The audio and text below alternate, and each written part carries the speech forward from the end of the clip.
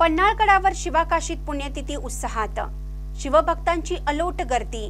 जय भवानी जय शिवाजी जयघोषाने गडकोट दुमदुमला।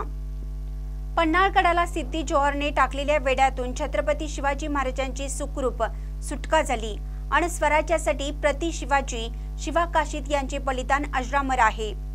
पन्हाळगड ते पावनखिंड छत्रपती शिवाजी महाराजांचे गनिमी काव्ये मोहिमा याची प्रेरणा युवा पिढीने आचरणात आणून अंगीकृत केली पाहिजे असे आवाहन प्राध्यापक मधुकर पाटील यांनी केलं। ते स्वराज्यासाठी प्राणाची आहुती देणारे वीर शिवाकाशीत यांची 364वी पुण्यतिथी निमित्त पन्हाळगडावर आयोजित कार्यक्रमात बोलत होते। सुरुवातीला पन्हाळगडाच्या पायथ्याशी नेभापूर येथील वीर शिवाकाशीत समाधीस खासदार श्रीमंत छत्रपती शाहू महाराज, खासदार धैर्यशील माने, समरजितसिंह घाटगे, माजी आमदार चंद्रदीप नरके, निर्मल ग्राम प्रणेते भारत पाटील, PR भोसले यांच्या हस्ते अभिषेक करून अभिवादन करण्यात आलं। यावेळी मार्गदर्शन करताना खासदार श्रीमंत छत्रपती शाहू महाराज यांनी शिवाकाशीत यांचं स्वराज्यासाठी बलिदान मोलाचं असून समाधी स्थळाच्या विकासासाठी निधी उपलब्ध करून देऊ अशी ग्वाही दिली।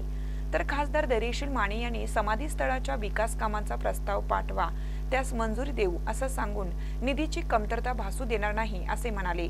यावेळी कोल्हापूर हायकर्सची पन्हाळगड पावनखिंड ट्रेकिंग समाधीस अभिवादन करून रवाना करण्यात आली। या प्रसंगी पन्हाळगडावर मोरोपंत ग्रंथालयात पार पडलेल्या नाभिक समाजाच्या मेळाव्यात प्राध्यापक मधुकर पाटील यांनी शिवकालीन इतिहास आणि शिवाकाशीत बलिदान याविषयी सविस्तर मार्गदर्शन केलं। यावेळी मान्यवरांची व्याख्याने झाली।